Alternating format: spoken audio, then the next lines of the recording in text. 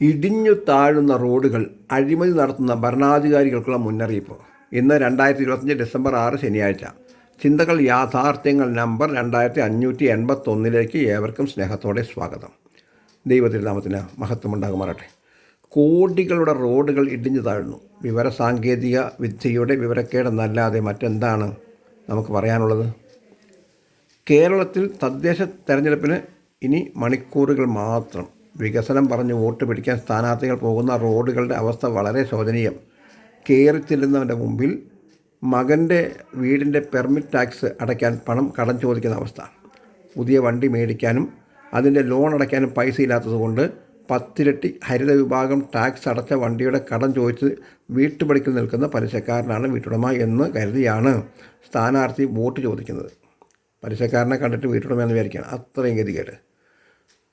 മുദ്രാ ലോണൊക്കെ ഉണ്ടെങ്കിലും സേട്ടിൻ്റെ പലിശ വണ്ടികളാണ് 90% പാവപ്പെട്ടവൻ്റെ വീട്ടിൽ ഇപ്പോൾ ഉള്ളത്.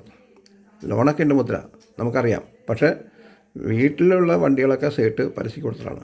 വികസനത്തിൻ്റെ പേരിൽ പാവപ്പെട്ടവരെ കുടിയൊഴിപ്പിച്ച് പണിതുണ്ടാക്കിയ എക്സ്പ്രസ് ഹൈവേയിൽ പാവപ്പെട്ടവൻ്റെ സൈക്കിളും ബൈക്കും ഓട്ടോറിക്ഷയും കയറാൻ പാടില്ലത്രേ. 90 വയസ്സായ അമ്മ 70 വയസ്സായ ആരോഗ്യമില്ലാത്ത മോനെ കണ്ടിട്ട് വർഷം 2 റോഡിൻ്റെ കിഴക്കേൽ അമ്മയുണ്ടെങ്കിലും പടിഞ്ഞാറ് താമസിക്കുന്ന മോന് കിഴക്കോട്ട് പോകാൻ വഴിയില്ല. കാസർഗോഡിൻ്റെ അറ്റം മുതൽ തിരുവനന്തപുരത്തിൻ്റെ അറ്റം വരെ NHൻ്റെ അപ്പുറവും ഇപ്പുറവും താമസിക്കുന്നവരുടെ ദുരിതം അനുഭവിക്കുന്ന ഞങ്ങളോട് തന്നെ ചോദിക്കണം. ഇരുചക്ര വാഹനങ്ങളും മുച്ചക്ര വാഹനങ്ങളും അടക്കം എല്ലാ ഹെവി വാഹനങ്ങളും പോകുന്ന ഇപ്പോഴത്തെ സർവീസ് റോഡുകളുടെ അവസ്ഥ കിഴക്കൻ പ്രദേശമുള്ളവർക്ക് അറിയില്ല. ഇടയ്ക്ക് NH റോഡിൻ്റെ ഫ്ലൈ ഓവർ പണിയുന്ന ഗർഡർ വീണുള്ള അപകടങ്ങൾ റിപ്പോർട്ട് ചെയ്യാറുണ്ട്. ചില ഭാഗത്ത് റോഡുകൾ വിള്ളുന്ന അവസ്ഥ റിപ്പോർട്ട് ചെയ്യപ്പെടുന്നുണ്ട്. ഇതെല്ലാം മറികടന്ന് വോട്ട് ചോദിച്ച് സ്ഥാനാർത്ഥി വീട്ടിൽ കയറാൻ നേരത്ത് വികസനം പറയാൻ വകയില്ലാത്തതിനാൽ രാഹുൽ മാങ്കൂട്ടത്തിൻ്റെയും MLA മുകേഷിൻ്റെയും ചർച്ചയുമായി സ്ഥാനാർത്ഥികൾ രക്ഷപ്പെട്ടുകൊണ്ടിരിക്കുമ്പോൾ ഇതാ വരുന്നു ബിഗ് ബ്രേക്കിംഗ് ന്യൂസ്. റോഡുകൾ മൊത്തം തകർന്നു. ഫ്ലൈ ഓവറുകൾ പൊരിച്ച പപ്പടം പോലെ പൊടിയുന്നു. വിവരസാങ്കേതിക വിദ്യയുടെ വിവരക്കേട്. അങ്ങ് വടക്കേ ഇന്ത്യയിൽ റോഡുകളും പാലങ്ങളും തകരുമ്പോൾ അഴിമതി ആരോപിക്കുന്നവർ ഇവിടെ നമ്മളെങ്ങനെ ന്യായീകരിക്കും? സ്കൂൾ കുട്ടികളുമായി പോയ ബസ്സിൻ്റെ ഡ്രൈവർ കിടുകിടാ വിറയ്ക്കുന്നു. കാർ ഓടിച്ചു പോയ സഹോദരി കാർ കേടായി എന്ന് കരുതി ജീവനം കൊണ്ട് ഓടുന്നു. വാർത്താ ചാനലുകാർ രാഹുലിനെയും മുകേഷിനെയും ശബരിമല സ്വർണ്ണപ്പാളിയും ഇട്ട് കൊല്ലത്തേക്ക് ഓർഡറാ ഓട്ടം. അവിടെ കൊട്ടിയത്ത് NH 66 ഇടിഞ്ഞ സ്ഥലത്താണ് എല്ലാവരും ഉള്ളത്. ഇനി നമുക്ക് ബൈബിളിലേക്ക് തിരിയാം.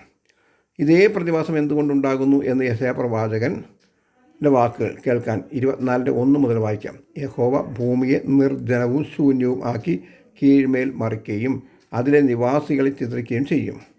യഹോവയായ ദൈവം ഇങ്ങനെയും ചെയ്യും. അതിനുള്ള കാരണം 24:2 ജനത്തിനും പുരോഹിതനും ദാസനും യജമാനനും ദാസിക്കും യജമാനത്തിക്കും കൊള്ളുന്നവനും വിൽക്കുന്നവനും കടം കൊടുക്കുന്നവനും കടം വാങ്ങുന്നവനും പലിശ വാങ്ങുന്നവനും പലിശ കൊടുക്കുന്നവനും ഒരുപോലെ ഭവിക്കും. ചുരുക്കി പറഞ്ഞാൽ അഴിമതി തന്നെ വിഷയം. 24:3 നമ്മെ ഭയപ്പെടുത്തുകയാണ്. ഭൂമി അശേഷം നിർജ്ജനമായും കവർച്ചയായും പോകും. യഹോവയല്ലോ ഈ വചനം അരുളി ചെയ്തിരിക്കുന്നത്. എന്തുകൊണ്ട് എന്ന ചോദ്യത്തിനും ബൈബിളിന് ഉത്തരമുണ്ട്. 24:4 മുതൽ വായിക്കാം. ഭൂമി ദുഃഖിച്ച് വാടിപ്പോകുന്നു, ഭൂതലം ക്ഷയിച്ച് വാടിപ്പോകുന്നു, ഭൂമിയിലെ ഉന്നതന്മാർ ക്ഷീണിച്ചു പോകുന്നു, ഭൂമി അതിലെ നിവാസികളാൽ മലിനമായിരിക്കുന്നു. അവർ പ്രമാണങ്ങളെ ലംഘിച്ച് ചട്ടത്തെ മറിച്ച് നിത്യനിയമത്തിന് ഭംഗം വരുത്തിയിരിക്കുന്നു. അതുകൊണ്ട് ഭൂമി ശാപഗ്രസ്തമായി അതിൽ പാർക്കുന്നവർ ശിക്ഷ അനുഭവിക്കുന്നു. അതുകൊണ്ട് ഭൂവാസികൾ ദഹിച്ചുപോയി, ചുരുക്കം പേർ മാത്രം ശേഷിച്ചിരിക്കുന്നു. ഇതാണ് ഈ അവസ്ഥയെങ്കിൽ കേവലം ഒരു ഏരിയയിലെ റോഡ് പണി ഒന്നുമല്ല. ഇന്നലെ റോഡിൽ കുടുങ്ങിയവർ പറഞ്ഞതും താഴെ ബൈബിൾ പറയുന്നു ഒന്ന് തന്നെയല്ലേ? യെശയ്യാ പ്രവാചകൻ 24:17 മുതൽ വായിക്കുമ്പോൾ ഭൂവാസിയെ പേടിയും കുഴിയും കണിയും നിനക്ക് നേരിട്ടിരിക്കുന്നു. പേടി കേട്ട് ഓടിപ്പോകുന്നവർ കുഴിയിൽ വീഴും, കുഴിയിൽ നിന്ന് കയറുന്നവർ കണിയിലകപ്പെടും. ഉയരത്തിലെ കിളിവാതിലുകൾ തുറന്നിരിക്കുന്നു, ഭൂമിയുടെ അടിസ്ഥാനങ്ങൾ കുലുങ്ങുന്നു, ഭൂമി പൊടുപൊടയെ പൊട്ടുന്നു, ഭൂമി കിറുകിറെ കീറുന്നു, ഭൂമി കിടുകിട കിടുങ്ങുന്നു, ഭൂമി മത്തനെ പോലെ ചാഞ്ചാടുന്നു, കാവൽമാടം പോലെ ആടുന്നു. അതിൻ്റെ അകൃത്യം അതിന്മേൽ ഭാരമായിരിക്കുന്നു, അത് വീഴും, എഴുന്നേൽക്കുമില്ല. ഇതൊക്കെ ദൈവത്തിൻ്റെ സന്ദർശനം കൂടെയാണ്. അതുകൊണ്ട് ദൈവത്തെ ഭയക്കണം എന്നാണ് 24 വാക്യം 21 അടിസ്ഥാനത്തിൽ ഞങ്ങൾക്ക് പറയാനുള്ളത്. അന്നാളിൽ യഹോവ ഉയരത്തിൽ ഉന്നതന്മാരുടെ സൈന്യത്തെയും ഭൂമിയിൽ ഭൂപാലന്മാരെയും സന്ദർശിക്കും എന്ന്. ആരാണ് ഈ ഭൂപാലന്മാർ? അഴിമതിയുടെ വീരന്മാർ. ആരോ അവർ തന്നെ.